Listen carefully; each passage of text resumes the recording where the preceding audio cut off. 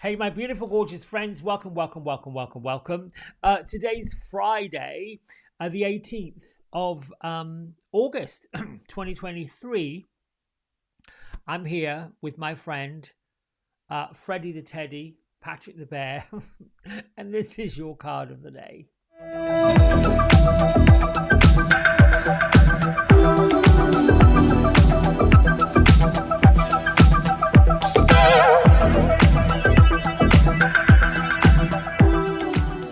Okay, so we're using the Wisdom of the Hidden Realms Oracle Deck by Colette Baron Reid.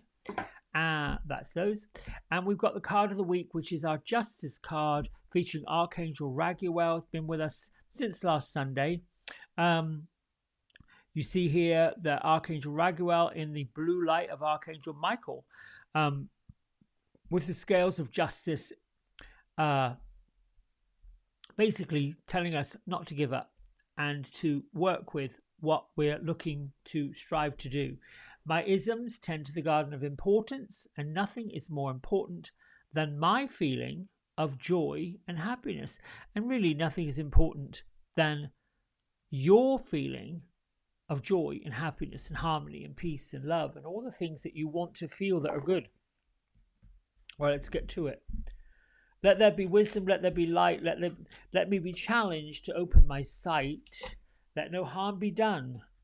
And remember that all life is one. With truth and with heart may the highest be done, and all the realms be healed in the sun. Show me only my highest good and the highest good of others, and for the highest good of all be done. Blessed be.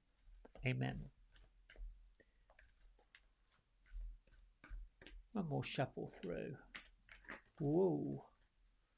Here we go. I am not going to read all of those, but I am going to get this one that ran away. The Cosmos. Oh, gosh, look at this. Here we go. I'm going to pull this up a little bit closer to the camera. Number 41. You can see the man in the moon actually looking down on the town, on this little village. And then you see in the middle that the cosmos, the universe, the energetic images that are literally floating upwards to this cosmos, the great father in the sky, also connected to the mother of the earth. And here we've got a star right over there, shining brightly, birds, angels.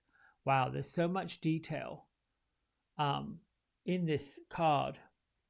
So I'd say this is a reminder that today, wherever we are connected to this cosmos, this great universal energy. It might be looking at what is it that is important to you, and what information, prayers, what goals, what dreams, what wishes do you want to send up? Now, this being the number 41, it's almost at the end of this deck. So if I were to look at this whole entire oracle deck as being a bit like a journey, if you will, because, you know, most divination tools talk about a journey, talk about the points between where we are, where we want to be. That's the journey.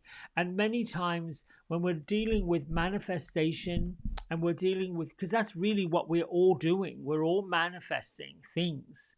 We want more things. We're going to different places. We're getting from point A to point B, and the point of which we're getting there, how we're getting there, the journey to from one place to another is part of what is important. It is part of what is to get there. Most of us want instant gratification. And even sometimes when we want to manifest something pretty quickly, there's still that journey of, I've got to have the intention, I've got to have the feeling that goes with the intention in order for me to get it. But there is a step between the two. And in that step, I always talk about the trapeze swings. Got to let go of one swing before you can grab the other. Got to get your intention, set your intention, see, feel, know, believe your goal, and then let go of that until you catch it. So the cosmos is appearing today as an ally, and it's usually not ever a challenger. You know, some people read cards this way and talk about a challenge. I read cards, whether it's oracle or tarot, both ways at the same time. I give that balance of, you know, this could be something you've got to look out for, watch for, be aware of. But this is not a watch for, be aware of, understand. This is basically a message, a directive, a listen, we're with you, we've got you.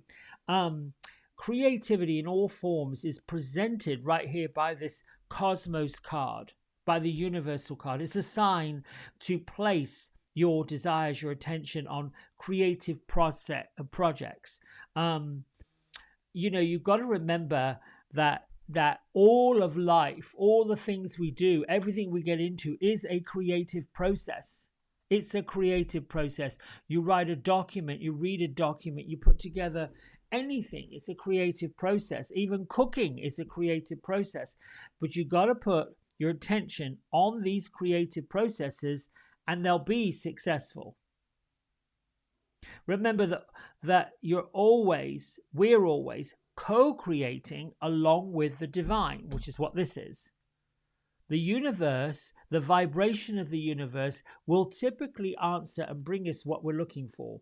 It represents the principle of infinity, the vastness of the energetic exchange between us and that consciousness that influences every single living thing.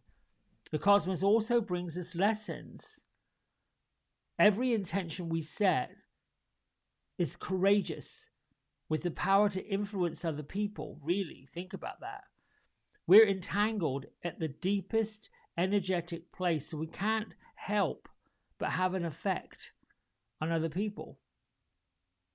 From an individual level, you, me, us, here, to a global level affecting everything on the planet. So today, your cosmos is coming with a sign to remind you to be open up to the well of creativity deep within your soul, and be mindful of all the thoughts, all the actions, all the reactions that are influencing your outer world. Most importantly, keep taking actions towards your goal. The cosmos, the universe, the divine, the energy, the vortex, whatever you want to call it, is going to respond perfectly. And know that you are going to manifest everything to your highest destiny. You got to expect to be inspired and to meaningfully touch others with everything that you create. I got a good friend, and she knows who she is, who says, when you're in that creative mode, when you're creating something, and recently I have got this new, fun, interesting obsession with making bread, right? I don't need to, but it was fascinating. And it started really with me being curious about, well, what exactly is sourdough? And being curious about how you make this stuff called starter. What's the big deal with it? And then having a go at it. And not looking at the first go as being a failure, but looking at it as, well, after 4 or 5 days of this, because I really didn't pay attention to the instructions, which is also part of a lesson, I just went with it. You know, bit of flour, bit of water, stir it up, off you go. Bit of flour, bit of water, stir it up, off you go. And at the end of whatever days, 5, 6, 7 days, I ended up with this jar full of glop without realizing you're supposed to discard some of this stuff. Well, I don't like discarding things. It's a bit of a waste. Why would you mix this up and chuck it down the sink? It's a bit crazy. That to me was just like, well, this is odd. Anyway, I got it right. But what I didn't realize is I'm going to use some of this glop that I thought was wrong. Some of this stuff I thought was just not quite right. And it actually worked. I was quite surprised. Like, wow. My point with all this is we're always being drawn to something that is creative, something that is speaking to us, something that is luring us forward. My case in point, that's what the divine does. The divine gives us things that create something, that make something, that get something going. Think about any time if any of you are into crochet or knitting or painting or, oh, there's a wonderful woman called Vicky Loper who is one of our friends in here.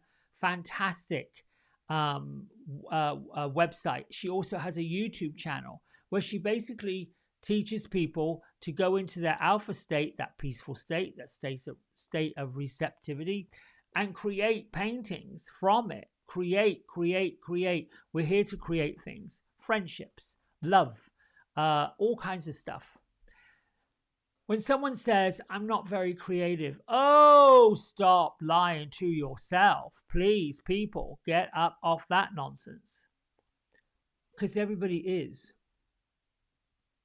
We all want to come out, if we choose painting, we want to come out to be a Picasso. And I think I've shared before, some of my early haircuts and some of my early hair colors were just abominable back in the day. And I'm giving my age away, but it doesn't matter. When I first learned to highlight hair, you had to pull this out through a rubber cap with little holes in it. And you pull this stuff out with this tiny crochet hook. I don't know how people with long hair stood it. I don't know how they could deal with having that little bit of hair pulled out through that cap. Anyway, you put the lightener on, right? And then you have to use heat, and the heat expands the hair, and then the color just lifts up. If you leave it on too long, which I did in the early years, it just snaps.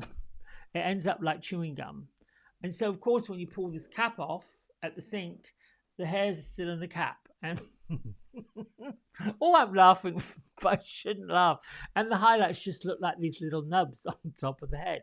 I mean, really, it's creative, not in the greatest way. And I learned from it, thank goodness. The next group I went to work with and trained by used aluminum foils. And here we go with that. Anyway, I'm digressing, and this is becoming a waffle. So thank you guys telling me to shut up.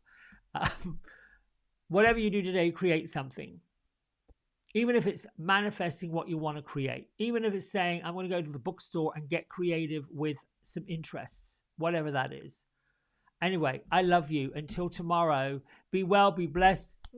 Be creative. Bye.